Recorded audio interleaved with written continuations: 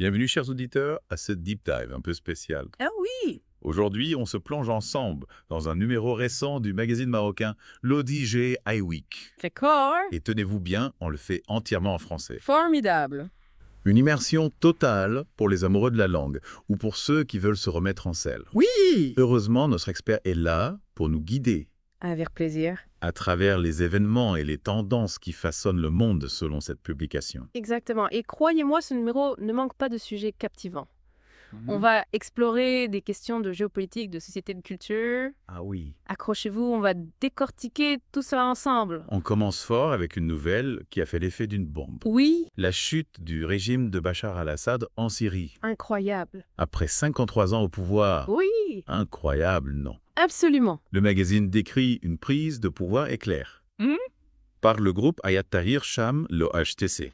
Ah! Imaginez un peu moins de 50 000 combattants Oui. face à une armée de 160 000 soldats Ah, d'accord. qui apparemment manquaient cruellement de motivation. C'est ça. Même la Russie, alliée historique de Assad, a fini par lui accorder l'asile. Oui. Un véritable séisme géopolitique. Absolument. Alors, experte, quelles sont les implications de ce changement soudain? Eh bien, Que peut-on attendre pour la région? ce qui est fascinant, c'est que l'ODG iWeek ne se contente pas de rapporter la nouvelle. Non. Il analyse les conséquences en cascade de cette chute. Prenons Israël, par exemple. Oui. L'article affirme qu'ils ont profité de la situation pour prendre le contrôle du plateau du Golan. Un territoire stratégique. Oui. Opportunisme Stratégie. à long terme. Le magazine soulève des questions intéressantes. Oui, tout à fait. Et puis il y a la Turquie, Oui. qui réprime les milices kurdes au nord de la Syrie. Est-ce une simple démonstration de force ou une manœuvre plus profonde? Bonne question. Quant à l'Iran, le guide suprême est furieux, il se sent trahi. On peut s'attendre à des réactions vives de leur part. Absolument. Le magazine brosse un tableau très volatile de la situation, Oui, avec un risque élevé de nouveaux conflits. c'est ça. Et au milieu de ce chaos, une figure se détache. Abou Mohamed El-Joulani, Oui. le chef du HTC. D'accord. Un personnage digne d'un roman d'espionnage. Ah oui, Vous ne trouvez pas? tout à fait. Le magazine le décrit comme un ancien membre d'Al-Qaïda et de Daesh, mais avec une image lissée par les services secrets occidentaux. Ah, Pourtant, il y a toujours une prime de 10 millions de dollars sur sa tête. c'est vrai. Alors comment comprendre ce personnage? Terroriste repenti, Manipulateur. de génie? Ou quelque chose d'autre encore. C'est la grande question, n'est-ce pas? Oui, absolument. Le magazine lui-même semble sceptique quant à la capacité de Joulani à contrôler les éléments les plus extrémistes de son groupe. Oui, c'est vrai. On parle de violence contre les soldats qui fuient et contre les minorités. Alors, est-il un pion dans un jeu plus grand? Ou le véritable maître du jeu? C'est difficile à dire pour l'instant. Et vous, cher auditeur, vous vous demandez peut-être? Oui. Tout cela se passe si loin, quel est l'impact sur moi ici, à lieu de l'auditeur? C'est une question légitime. Eh bien, l'ODJ Week nous met en garde contre un effet domino. La Syrie pourrait devenir un nouveau foyer pour le terrorisme international, Oui. avec des conséquences sur la sécurité mondiale, y compris la nôtre. Exactement. De plus, la chute d'Assad bouleverse l'équilibre des puissances mondiales.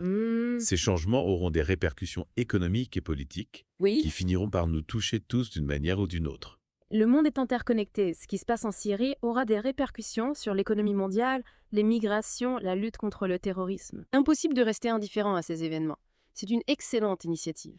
Marrakech est un véritable joyau du patrimoine culturel marocain. Et cette distinction est amplement méritée. Le timbre-poste commémoratif permettra de faire rayonner la ville à travers le monde. Et en parlant de rayonnement, le réalisateur Nabil Ayouch fait parler de lui avec son nouveau film Everybody Loves Touda, l'ODG iWeek. En fait, l'éloge soulignant l'immersion vibrante dans l'univers des Chicates, ces femmes artistes souvent marginalisées, un film qui célèbre la force des voix féminines et questionne les tabous sociaux. Vous avez vu le film Expert, qu'en pensez-vous? Je n'ai pas encore eu la chance de le voir, mais j'ai lu plusieurs critiques positives. Ayouch est un cinéaste engagé, et ce film semble s'inscrire dans sa volonté de donner la parole aux femmes et de dénoncer les injustices sociales, une œuvre qui ne manquera pas de susciter le débat, et c'est tant mieux. Absolument. Et pour les mélomanes, une bonne nouvelle, l'ODG iWeek annonce la venue au Maroc de l'orchestre et du chœur philharmonique du Maroc, accompagnés de leurs homologues italiens, pour interpréter le Requiem de Verdi, un événement grandiose qui promet une expérience musicale intense et émouvante. Que pensez-vous de cette collaboration internationale expert? C'est magnifique, la musique a ce pouvoir unique de nous transporter au-delà des mots, de nous connecter à nos émotions les plus profondes. Le Requiem de Verdi, avec sa puissance et sa beauté, ne manquera pas de toucher le public marocain. Et cette collaboration entre musiciens marocains et italiens promet un dialogue musical riche et inspirant.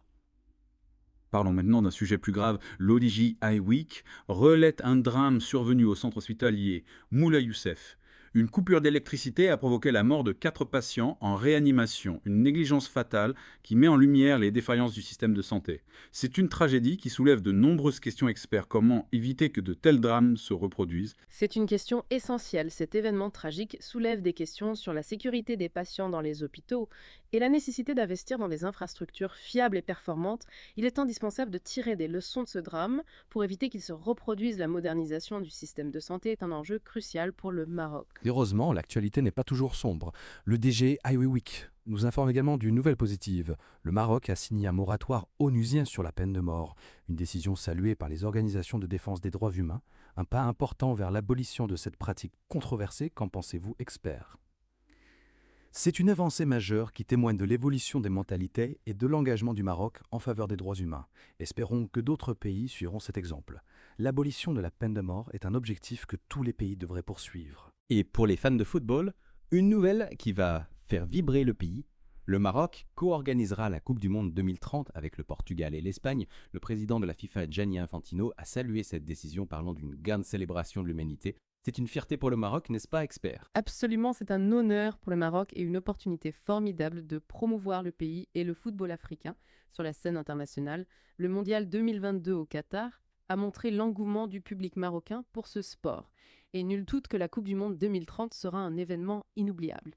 Et pour rester dans le domaine sportif, l'EDJ Eye Week annonce que le Maroc accueillera à nouveau la cérémonie des CAF Awards 2024 qui récompense les meilleurs joueurs africains. Une confirmation de la place du Maroc comme hub du football continental. Qu'est-ce que cela signifie pour le Maroc, expert? Le Maroc s'affirme de plus en plus comme un acteur majeur du football africain. L'organisation des CAF Awards est une reconnaissance de son expertise et de sa passion pour ce sport.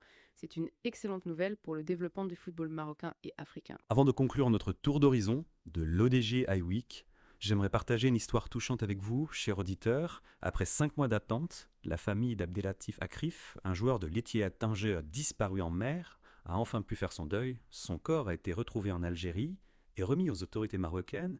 Une histoire tragique qui nous rappelle la fragilité de la vie. C'est un soulagement pour la famille de ce jeune homme qui a vécu des mois d'incertitude et de douleur. Cette histoire rappelle la fragilité de la vie et l'importance de la solidarité en période de deuil. Passons maintenant à la rubrique économie avec un focus sur l'industrie automobile turque. L'ODG Eye Week nous apprend que la Turquie est devenue le 3e plus grand fabricant de voitures en Europe. Une performance impressionnante qui témoigne de la vitalité de ce secteur. Que pensez-vous de cette réussite turque, expert? La Turquie s'est imposée comme un acteur majeur de l'industrie automobile mondiale. Elle dispose d'un tissu industriel solide, d'une main-d'œuvre qualifiée et d'une position géographique stratégique. Le pays attire de nombreux investissements étrangers, notamment dans le domaine des véhicules électriques. C'est un exemple de réussite économique inspirant. Le magazine souligne toutefois les défis auxquels l'industrie turque est confrontée, notamment la concurrence chinoise sur le marché des véhicules électriques et le ralentissement de la demande européenne. Le président de l'Association des fabricants de voitures turcs appelle à renforcer le marché local pour réduire la dépendance aux exportations. Est-ce une stratégie viable, expert? C'est une stratégie prudente face aux incertitudes du marché mondial. La Turquie doit diversifier ses débouchés et développer son marché intérieur pour assurer la pérennité de son industrie automobile. La concurrence est rude dans le secteur automobile et il est important pour la Turquie de se positionner stratégiquement. Et pour terminer notre exploration de l'ODJ Eye Week, j'ai sélectionné quelques brèves qui illustrent la diversité des sujets traités par le magazine. Oui, allons-y. Quelles sont ces brèves? On apprend que Microsoft lance une tournée au Maroc pour promouvoir l'intelligence artificielle. Est-ce que le Maroc est prêt pour cette révolution technologique? C'est une initiative intéressante. L'intelligence artificielle a potentiel de transformer de nombreux secteurs de l'économie marocaine, de la santé à l'agriculture, en passant par l'industrie. Le Maroc a déjà fait des progrès significatifs dans le domaine du numérique, et cette tournée de Microsoft pourrait donner un nouvel élan à cette dynamique. Le magazine nous alerte également sur un sujet préoccupant, les applications météo se trompent parfois à cause de la complexité des modèles mathématiques et du réchauffement climatique. Est-ce que cela signifie qu'on ne peut plus faire confiance aux prévisions météo? Pas nécessairement, les modèles météorologiques sont de plus en plus sophistiqués, mais ils restent confrontés à des défis, notamment la complexité des interactions entre l'atmosphère, les océans et les continents, et l'impact croissant du changement climatique. Il est important de prendre en compte les marges d'erreur des prévisions météo et de rester vigilant, surtout en cas de phénomènes météorologiques extrêmes. Ensuite, une bonne nouvelle pour les amateurs de livres audio, Spotify Premium propose désormais 12 heures d'écoute mensuelle de livres audio. Une offre intéressante. N'est-ce pas? Que pensez-vous de cette évolution du marché du livre audio? C'est une évolution significative, le marché du livre audio est en pleine expansion et cette offre de Spotify Premium pourrait contribuer à démocratiser l'accès à ce format de lecture. C'est une excellente nouvelle pour les personnes qui ont peu de temps pour lire ou qui préfèrent écouter des histoires plutôt que de lire. Et pour finir une prédiction audacieuse, Mark Zuckerberg prédit la fin des smartphones au profit des lunettes connectées d'ici 2030. Qu'en pensez-vous? Est-ce que les lunettes connectées vont vraiment remplacer nos téléphones? C'est une vision futuriste qui suscite beaucoup d'intérêt. Les lunettes connectées offrent des possibilités fascinantes, notamment en termes de réalité augmentée et de connectivité permanente. Cependant, il reste des défis à relever, notamment en termes de design, d'autonomie et de confidentialité. Il est encore trop tôt pour dire si les lunettes connectées vont vraiment remplacer nos smartphones, mais c'est une tendance à suivre de près. Et voilà, chers auditeurs, notre exploration de l'ODG iWeek touche à sa fin. J'espère que ce voyage au cœur de l'actualité marocaine et internationale vous a plu. Vous remercie de nous avoir suivis dans cette exploration entièrement en français et on se retrouve très bientôt pour une nouvelle Deep Dive. Au plaisir.